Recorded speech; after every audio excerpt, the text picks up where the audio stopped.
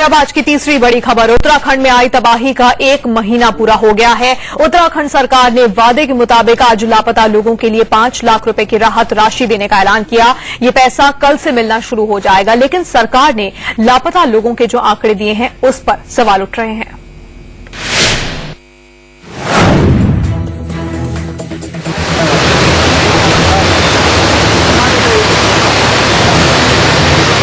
सोलह जून को केदारनाथ में आई तबाही ने हजारों लोगों को मौत के मुंह में पहुंचा दिया।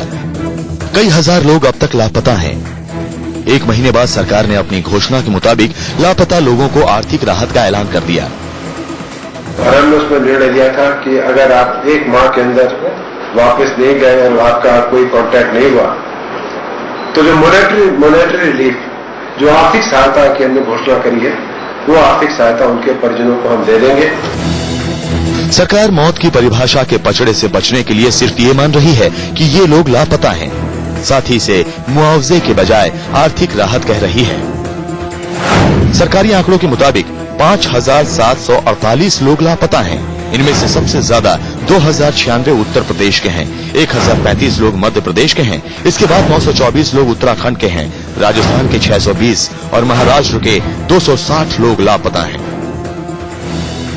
ऐसे ही लापता लोगों में 13 लोग दिल्ली के सबोली के हैं। पांडव नगर की ललिता के आंसू पिछले 1 महीने से सूखे नहीं हैं। दरअसल ललिता की मां बड़े भाई मिट्ठन परिवार के बच्चों और बुजुर्गों के साथ केदारनाथ गए थे। 15 जून को केदारनाथ से गौरी कुंड की ओर निकलते समय आखिरी बार फोन पर उनसे बात हुई थी। उसके बाद आज 1 महीना पूरा हो गया, लेकिन उनका पता नहीं चल सका है। 20 तारीख को उनकी तलाश में ये लोग उत्तराखंड गए थे, लेकिन वहां पुलिस ने इनकी कोई मदद नहीं की। उल्टा ये कहकर कि गुम लोगों के मोबाइल नंबर दिल्ली के हैं, वहां FIR भी दर्ज नहीं किया। आखिरकार इन्हें दिल्ली में ही केस दर्ज कराना पड़ा। तब उसे यही आशा रहती है कि मेरे परिजन जो है, मेरे साले का परिवार है, वो लौट के आएगा, लेकिन आज 1 महीने से ज्यादा हो चुका है, अभी तक उनका कोई पता नहीं। मैंने आज 17-18 साल अपने पास रखकर उन्हें बेटे की तरह पाला है और आज उनका ताला खुलने वाला भी मकान का कोई नहीं। यही हाल गाजियाबाद के गांधीनगर में रहने वाली बुजुर्ग विमला देवी का है। इनके माथे की बिंदी आज भी इन्हें यकीन दिलाती है कि इनका सुहाग सलामत है, लेकिन अनहोनी का डर इन्हें भी सता रहा है। दरअसल इनके पति ईश्वर दयाल अपने 3 दोस्तों के साथ उत्तराखंड गए थे। 16 जून को ये सभी केदारनाथ से वापस लौट रहे थे, लेकिन तबाही ने इन सभी को एक दूसरे से जुदा कर दिया। 2 दोस्त किसी तरह वापस लौट आए, लेकिन न ईश्वर दयाल का पता चला और न अब तक उनके दोस्त लीला खन्ना घर वापस लौटे हैं। 4 लोग गए थे ये लोग और एक ड्राइवर था। 5 लोग हो गए, तो 2 लोग तो वापिस आ गए हैं। इन तीनों का कोई पता नहीं चला अभी तक। हॉस्पिटल में और सब जगह देख लिया, वहाँ पर ऋषिकेश, हरिद्वार, सब जगह सर्च करा। ऐसे सैकड़ों परिवार जिनके अपने घर नहीं लौटे, उन्हें मुआवजा देने की प्रक्रिया मंगलवार से शुरू हो जाएगी। देखिए इसके लिए क्या मानदंड होंगे।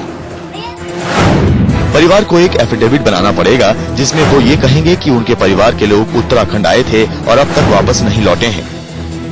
इसके साथ ही एक इंडेमिनिटी बॉन्ड यानी क्षतिपूर्ति बॉन्ड देना होगा। ये बॉन्ड उत्तराखंड सरकार अपने खर्च पर बनवाएगी, जिसमें ये वचन लिया जाएगा कि अगर लापता सदस्य घर वापस लौट आए तो वो मुआवजे की रकम वापस लौटा देंगे। उत्तराखंड सरकार की माने तो 5,748 के आंकड़े पर पहुंचने से पहले उन्होंने संबंधित राज्यों के मुख्य सचिवों से गुम लोगों की पुष्टि की। इसके अलावा अगर संबंधित राज्य सरकार उत्तराखंड सरकार को कुछ और लोगों के गुम होने की सूचना देती है तो उन्हें भी आर्थिक राहत मिलेगी। खोज जारी है, हमने मिशन नहीं छोड़ा है। पूरे उत्तराखंड में छानबीन चलती रहेगी और राज्य सरकारें भी निरंतर, जैसे कल उत्तर प्रदेश के जो आंकड़े थे उसमें कुछ कम हो गए, कुछ लोग मिल गए वापस, तो ये क्योंकि 1 महीना बीत चुका है, इसलिए एक इंडेमनिटी बॉन्ड है, हम राहत दे रहे हैं और हमारी सरकार भी दे रही है। कुल मिलाकर राहत की ये रकम 5 लाख की होगी। इसमें 3.5 लाख रुपए केंद्र और 1.5 लाख उत्तराखंड सरकार देगी। ये सिर्फ उत्तराखंड के लिए है। बाकी राज्य अगर केंद्र के 3.5 लाख के ऊपर जितनी राहत की राशि देंगे उतनी बढ़ जाएगी, यानी वो 2 लाख देंगे तो राहत की राशि 5.5 लाख होगी। राहत राशि संबंधित राज्य के मुख्य सचिवों के जरिए मिलेगी। सवाल अब भी यही है कि क्या इतनी बड़ी तबाही में सिर्फ 5,000 लोग लापता हैं। दिल्ली में योगेश कुमार और गाजियाबाद में जतिन गोस्वामी के साथ मनमोहन भट्ट, देहरादून, इंडिया न्यूज।